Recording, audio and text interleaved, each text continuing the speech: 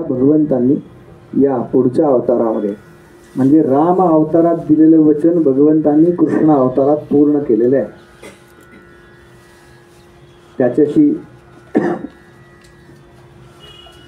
द्वंद्व युद्ध झालं. त्यांनी भगवंतांना विचारलं की काय हा मणी का पाहिजे तुम्हाला. त्यांनी सगळी कथा सांगितली. तेव्हा तो मणी त्यांनी श्रीकृष्णांना दिला आणि त्याचबरोबर त्यांची जी सगळ्यात मोठी कन्या होती जांबवंती ती सुद्धा भगवंतांना अर्पण केली. अशा प्रकारे रुक्मिणी माता आणि जांबवंती अशा दोन पत्न्या यांच्याबरोबर भगवंतांचा आता संसार चालला आहे. भगवंत परत आले. त्यांनी तो मणी सतराजिताला परत देऊन टाकला. त्याला सगळा घडलेला प्रसंग सांगितला.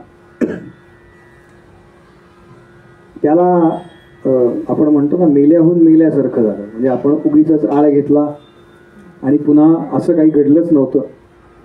आणि म्हणून त्याचं परिमार्जन काय करावं आता. तर म्हणून त्यानं आपली कन्या सत्यभामा ही भगवंतांना अर्पण केली. आणि त्याचबरोबर आपण जो काय म्हणतात रुखवत देतो ना, रुखवतात किंवा काय आंदण म्हणून. आता आंदणाला काय मला शब्द माहिती नाही. हुंडा नाही, इथे आंदण आहे त्यामुळे मी आंदणच म्हणणार. आंदणामध्ये तो मणी भगवंतांना अर्पण केलाय. दक्षिणा दक्षिणा हा हा वरदक्षिणा. मी असतो ना तर ठेवूनच घेतला असता. भगवंतांनी तो परत केलेला आहे. ते म्हणाले मला काही मणी पाहिजे म्हणून मी काही युद्ध केलेलं नाहीये. मला त्याची अभिलाषाच नाहीये मुळात. तुझी जर खरंच इच्छा असेल तर तो मणी तू उग्रसेन राजांना दे. मी तुला पहिल्यापासून हेच म्हणतो. आणि म्हणून त्यांनी तो मणी पुढे उग्रसेन राजांना दिलेला.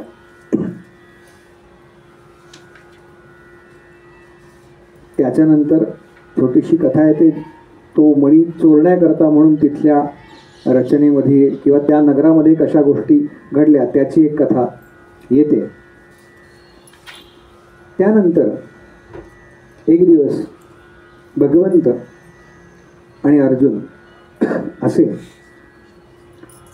कालिंदी नावाची जी नदी आहे त्या नदीच्या तटावरती फिरत आहे. भगवंत आणि अर्जुन चालले तेव्हा त्यांना एक स्त्री दिसली जी काही उपासना करते. भगवंतांनी अर्जुनाला सांगितलं ती कोण आहे तिला जरा विचारून द्या. तेव्हा तिनं सांगितलं मी सूर्यदेवांची कन्या, माझं नाव कालिंदी.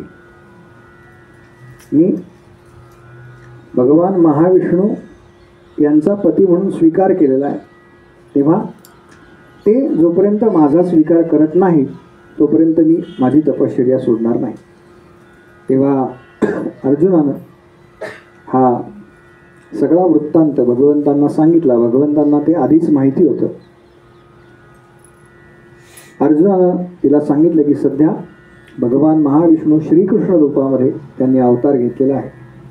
तेव्हा तू त्यांच्याबरोबर विवाह कर. त्यामुळे कालिंदी अशी एक आणखीन एक पत्नी भगवंतांना मिळालेली आहे. त्यानंतर विंद आणि अनुविंद असे दोन भाऊ सांगितलेत, दोन राजे सांगितलेत जे दुर्योधनाच्या कडनं युद्धामध्ये उभे राहिलेत. खरं तर पण त्यांची जी बहीण आहे मित्रविंदा हिची अशी इच्छा होती की आपला विवाह भगवंतांबरोबर व्हावा, श्रीकृष्णाबरोबर व्हावा. म्हणून ज्याप्रमाणे रुक्मिणी देवींना भगवंतांनी त्यांच्या नगरातून पळवून नेलं तसंच हिला सुद्धा पळवून नेलं आणि मित्रविंदाबरोबर भगवंतांचा विवाह झाला. त्यानंतर सत्या म्हणून जे भगवंतांचे नातेवाईक आहेत, काही त्यातल्या काही आत्याच्या मुली आहेत, काही मामाकडनं नातेवाईक आहेत, अशा त्यातली सत्या. त्याच्यानंतर श्रुतकीर्ती नावाची भगवंतांची आत्या होती. तिची कन्या भद्रा तिचं नाव. आणि